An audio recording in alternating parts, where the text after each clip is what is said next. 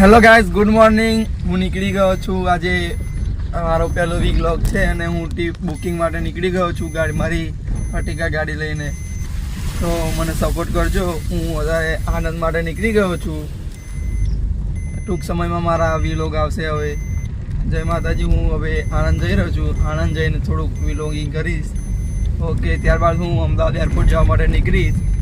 તમે ગાઈસ જોઈ શકો છો, હું જે રસ્તા ઉપર જઈ રહ્યો છું ત્યાં એટલી ધૂળ ઉડે છે. ત્યાં રસ્તો પણ બરોબર નથી. જેમ છતાં અમારે અહીંથી ગુજરવું પડે છે.